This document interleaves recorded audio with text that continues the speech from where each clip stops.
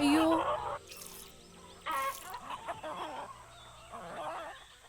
ദേ കറുത്ത പുള്ളിപ്പടേനെ കാണുന്നില്ല കേട്ടോ. കൂടടച്ചപ്പോ നോക്കിയില്ലായിരുന്നോ? ഇനി ആരെങ്കിലും പിടിച്ചോണ്ട് പോയോ? അതെവിടെയെങ്കിലും കയറിയിട്ടുണ്ടാവും. ഇല്ലെങ്കിൽ പുറത്തുനിന്ന് പൂവിൻ്റെ അവിടെ എവിടെയെങ്കിലും പോയതാവും. വന്നോളും. കഴിഞ്ഞ് ആ കിടാവിനെ ഞാൻ അഴിച്ചു വിട്ടോ.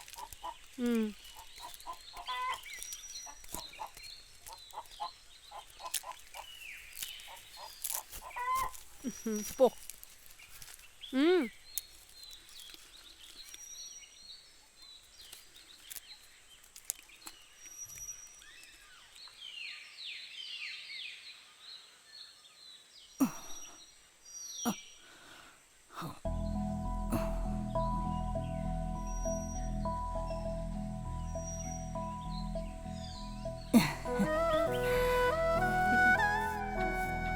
അമ്മമ്മയുടെ സുന്ദരിക്കുട്ടി കോളേജിൽ പോവാൻ ഒരുങ്ങുക. ഈ സുന്ദരിക്കുട്ടി വിളി ഒരു സോപ്പാണല്ലോ. അതെ, കുറച്ചു ദിവസമായിട്ട് കാലിന് വല്ലാത്ത മരവിപ്പ്. ആ രാമൻ വൈദ്യർ അവിടുന്ന് കുറച്ച് കുഴമ്പ് വാങ്ങാൻ പറഞ്ഞിട്ട് അവൻ ഒരു കുലുക്കില്ല. പിശുക്കനാ. എന്റെ കൊച്ചു പറഞ്ഞ അവൻ വാങ്ങിത്തരും. അമ്മമ്മയ്ക്ക് തീരെ വയ്യ. എന്റെ മുത്ത് പറയില്ലേ? പറയാട്ടോ. അല്ല ദേവികമ്മേ, എന്തിനിങ്ങനെ ഒരു പിശുക്കന്റെ മോളെ കല്യാണം കഴിച്ചു കൊടുത്തേ? അതുകൊണ്ടല്ലേ? പറ്റിപ്പോയി. ഇനി പറഞ്ഞിട്ട് എന്താ കാര്യം?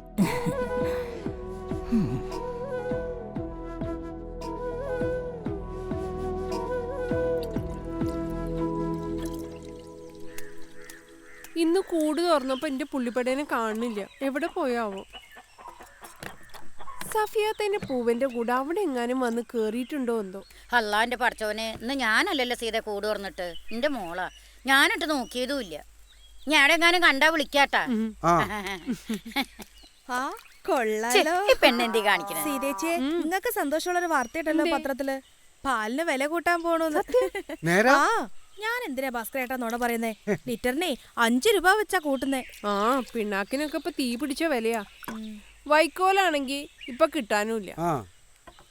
എന്റെ അഭിപ്രായത്തിലേ ലിറ്ററിന് 5 അല്ല കൂട്ടേണ്ടത്. ആഹാ, കൊള്ളാലോ.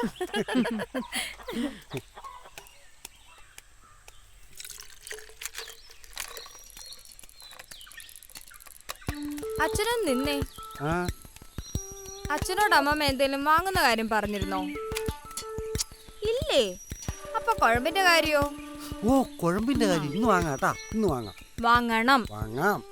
അമ്മമ്മയ്ക്ക് കാല് വയ്യാഞ്ഞിട്ടല്ലേ? അച്ഛനല്ലാതെ മറ്റാരെങ്കിലും വാങ്ങിക്കൊടുക്കാനുണ്ടോ? ഇല്ലല്ലോ. ഈ അച്ഛന്റെ ഒരു പിശുക്ക്. ആ, ഭർത്താവിന് പറ്റിയൊരു ഭാര്യ സ്വന്തം അമ്മയാ. ചോദിച്ചറിഞ്ഞ് വാങ്ങി കൊടുക്കേണ്ടതാ. എന്നിട്ടാ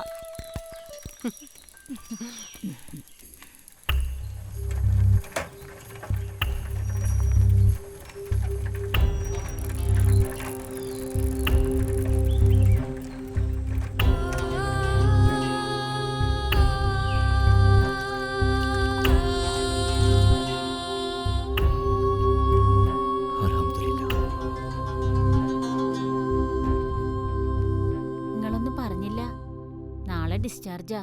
ഇന്ന് മഗ്‌രിബ് കഴിയുമ്പം നമുക്ക് അവിടം വരെ ഒന്ന് പോണം. ഇല്ലെങ്കിൽ സൈറമോക്ക് അതിന്റെ മോശം. സമീറ പ്രസവിച്ചു കിടക്കുമ്പോൾ ആ ഇത്തായും ആശുപത്രിയിലും ഇവിടെയായിട്ടൊക്കെ 2-3 വട്ടം വന്നിട്ടുണ്ട്.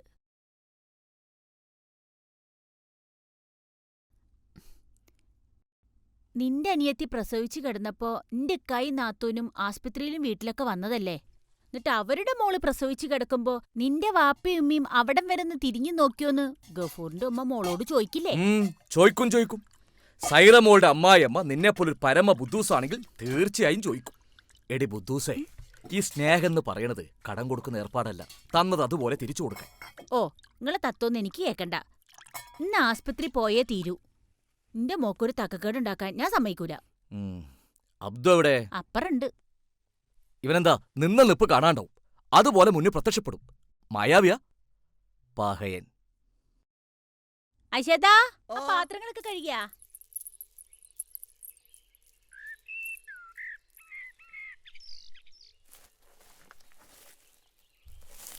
അബ്ദോ. ഓ, എന്താ അത്? കൊപ്ര ആട്ടാൻ. എടാ ബുദ്ധൂസേ, ദിവസത്തെ എത്ര തവണയാ കാറ് പുറത്തേക്ക് പോകുന്നേ? ഒരു ചാക്കല്ലേ ഉള്ളൂ. കാറ് പുറത്തു പോകുമ്പോ ആ ചാക്ക് ഡിക്കിലിട്ടാ നീ അത്ര ദൂരം സൈക്കിൾ ഓട്ടണോ? ഞാനൊരു കാര്യം പറഞ്ഞിട്ട്. തെക്കേപ്പറമ്പിലെ പണിയുടെ കാര്യല്ലേ? അൽഹംദുലില്ലാ, മറന്നിട്ടില്ല അല്ലേ? ഭാസ്കരനെ കിട്ടാണെങ്കിൽ മൂപ്പരെ തന്നെ മതിയെന്ന് പറഞ്ഞിട്ടാ. അല്ലെങ്കിൽ ഇന്നലെ തന്നെ ഞാൻ 2 അണ്ണന്മാരെ കൊണ്ടുവന്നേ. വേണ്ട വേണ്ട വേണ്ട, അവന്മാര് വേണ്ട. കണ്ണ് തെറ്റ വെറുതെ നിൽക്കുന്ന ജന്മങ്ങളാ. പണ്ടാണെങ്കിൽ ശരിയാ, അവന്മാർക്കൊക്കെ ഒരു ഗുണം ഉണ്ടായിരുന്നു. ഇപ്പൊ എല്ലാം പഠിച്ചു പോയില്ലേ? നീ ആ ഭാസ്കരനെ കിട്ടുമോ നോക്ക്. അവനാകുമ്പോ ഒന്നും പറഞ്ഞു കൊടുക്കണ്ട. പണിക്കൊക്കെ ഒരു നേരും ശേലും ഉണ്ട്. ചെല്ല്.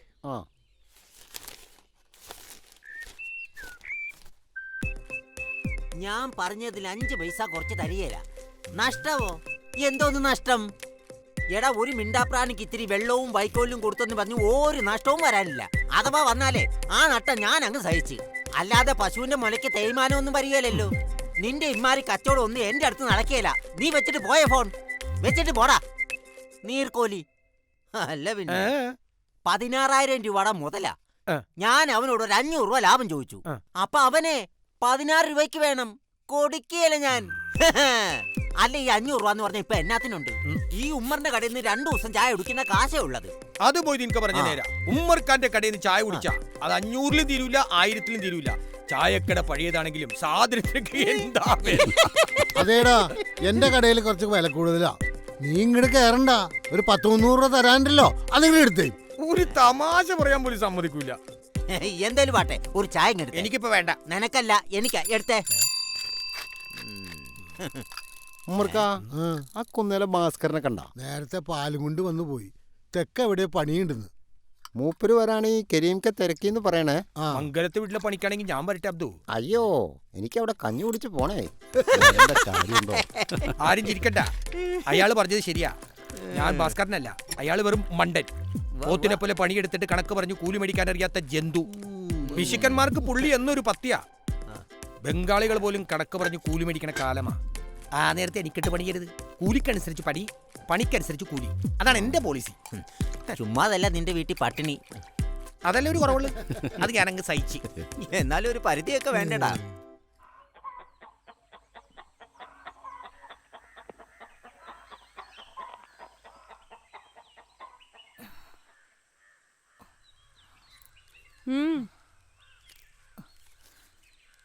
എത്ര ദിവസമായി നാവിന് രുചിയായിട്ട് ഭക്ഷണം കഴിച്ചിട്ട്. മീൻ കൂട്ടിയ കാലം മറന്നു. മീൻകാര് വരാറില്ലടി സീതേ? മീൻകാരൊക്കെ വരുന്നുണ്ടമ്മേ. പക്ഷെ മീൻ്റെ വില കേട്ടാ വാങ്ങാൻ തോന്നണ്ടേ? തോന്നില്ല. നീയേ ഭാസ്കരനേക്കാൾ പിശുക്കിയ. ചക്കയും ചങ്കരനും. അമ്മയുടെ തനി സ്വഭാവം ആ കൊച്ചിന്. മീനില്ലാഞ്ഞിട്ടേ ഇന്നലെ രാത്രി അവളൊന്നും കഴിക്കാതെ കിടന്ന് പച്ചക്കറി കൂട്ടി മടുത്തൂത്രേ. തീ പിടിച്ച വിലക്കേ മീൻ വാങ്ങിച്ച് കഴിക്കാനുള്ള വരുമാനം അവളുടെ അച്ഛനുണ്ടോ? അതവൾ ഓർക്കണ്ടേ? ഇങ്ങനെയൊരു കൊച്ച്.